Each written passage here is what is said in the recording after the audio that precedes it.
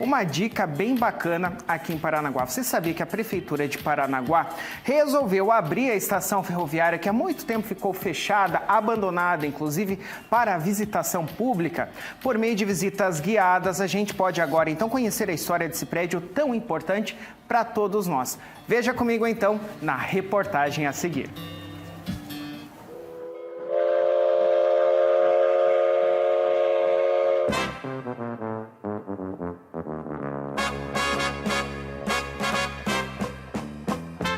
Você já passeou de trem?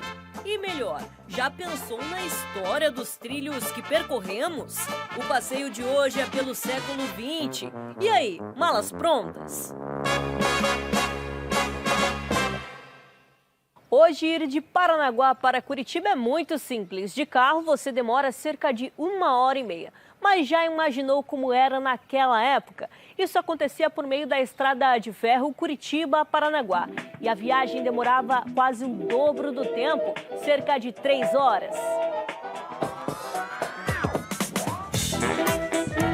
As pessoas utilizavam com muito mais frequência do que outros tipos de transporte.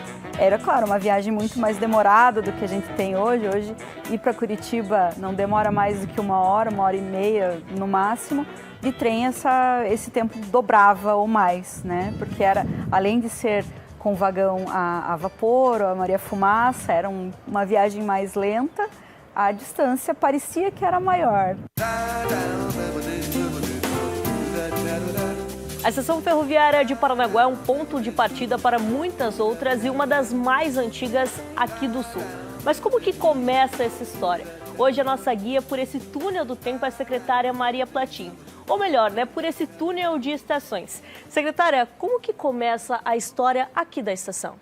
A estação ferroviária começa quando começou a obra dos trilhos, né? Da rede ferroviária aí que até então ligava Paranaguá a Curitiba e passou a ligar Santa Catarina, São Paulo. E essa obra ela foi realmente uma obra muito expressiva, ainda é reconhecida pelo mundo todo como uma obra de grande porte, uma obra que foi um desafio de engenharia dos irmãos Rebouças, que pegaram essa obra já começada, né? A gente teve aí uns engenheiros estrangeiros que vieram, se propuseram a fazer, não conseguiram dar conta da obra. Então os irmãos Rebouças resolveram todo esse pepino na época para Dom Pedro II. E concluíram a malha ferroviária. Nós tínhamos uma estação menor e mais modesta anteriormente para receber os passageiros, as cargas. E aí, em 1922, a estação ferroviária, como a gente conhece hoje, foi construída em substituição dessa estação menor. E de uma grande importância, principalmente para os municípios de Paranaguá e Curitiba naquela época, por conta da estrada de ferro. Exatamente. Essa ligação entre as cidades de Paranaguá e Curitiba, e aí Curitiba estava se colocando como a capital da província, como capital do estado, essa ligação se dava quase que exclusivamente pelo trem, né? A nossa estrada não era nem de perto parecida como é a BR-277 hoje. Tínhamos a Estrada da Graciosa, que é muito mais íngreme, muito mais difícil de viajar. E o trem era realmente a ligação que existia entre essas pessoas e entre essas cargas, né? A gente já tinha o Porto de Paranaguá, uma grande potência, então essas cargas já tinham que atravessar o estado, tinham que ser enviadas para Paranaguá ou saindo de Paranaguá.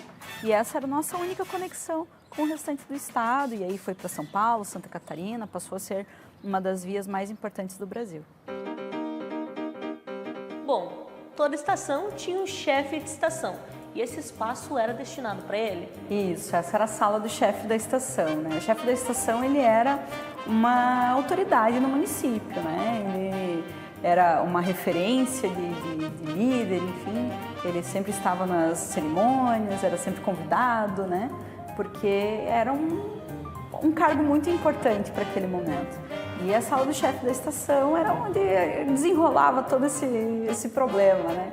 Então, a liberação dos trens que vinham, que chegavam, que saíam, inclusive em comunicação com a estação que tinha lá no porto, né? O chefe da estação comandava essas duas estações, ele também era responsável por essa estação que tinha no porto.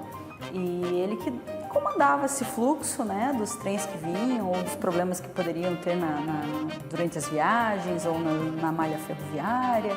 Tudo era aqui na sala do chefe que as coisas iam se desenrolando, né? E inclusive, ele tinha a própria casa dentro da estação. Isso, ele habitava na estação, né? Tem um piso superior, tem alguns cômodos aqui na área inferior que são realmente da acomodação do chefe da estação e sua família, né? Os registros mostram a família de um dos chefes da estação. Era no segundo andar que ele e sua família moravam. Espaço que hoje recebe o gabinete da prefeitura. A estação também oferece a reconstrução de costumes e utensílios da época, como esta mesa composta por objetos da rede ferroviária. Imagina só tomar um café nesta xícara. Tudo com muito detalhe. Legal, né? Vai uma passagem aí? Era aqui que funcionava a bilheteria da estação. E naquela época as coisas eram diferentes. Quando você comprava uma passagem, era preciso numerá-la, após autenticá-la. E aí dentro do trem, colocar o quê? O selo. Então a gente tem aqui a bilheteira, a gente tem calculadoras, a gente tem equipamentos que eram utilizados naquele momento e que eram, naquele período, era uma alta tecnologia, né? Hoje, claro, já foram ultrapassados, a gente tem outras formas de trabalhar com isso, mas que trazem pra gente aí um espelho da memória, né? Como que aquilo acontecia e a gente acaba vendo, de alguma forma, como essas pessoas agiam, como que elas trabalhavam, como que elas recebiam o seu bilhete dentro da estação e podiam embarcar aí para suas viagens. E é tudo bem diferente de como é agora, porque hoje a gente chega ali para pegar um ônibus, às vezes é um carro mesmo, é tudo digital, muito fácil no celular, já tem esse bilhete.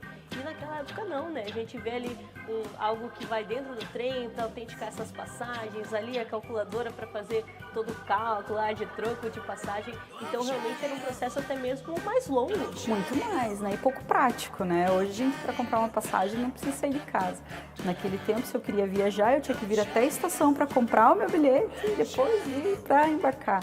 É um processo muito mais moroso e muito mais burocrático até, né? Então, a gente tinha os bilhetes na venda, depois os bilhetes dentro do trem, aí eles eram autenticados para que ele certificasse que a pessoa estava pagando a sua passagem.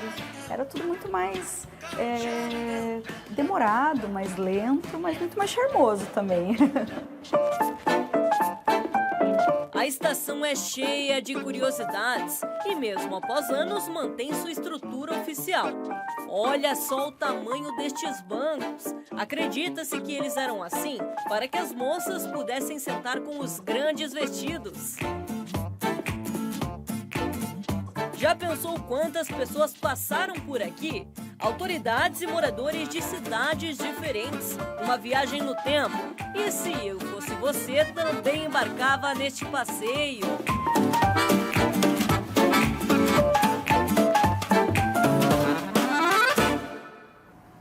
Tá aí, quanta curiosidade legal, né, gente? Você também pode fazer a mesma visita que a Ana fez. Maria, obrigado por receber aí a nossa repórter, a Maria Platin. Obrigado mesmo aí por abrir a estação. Não sendo com a secretária de Meio Ambiente, provavelmente vão ser outras pessoas, mas você também pode aí fazer a visita guiada na estação ferroviária aqui de Paranaguá. E olha só, a Fanny Demétrio, olha só que bacana que ela comentou, que saudades do tempo que eu viajava com a minha mãe de trem. Fica tudo na história, na nossa memória, é verdade, né, dona Fanny? Obrigado pelo seu comentário, viu? Então é isso, fica aí a oportunidade de resgatar. Quem sabe, né, dona Fanny, um pouquinho dessa memória aí também.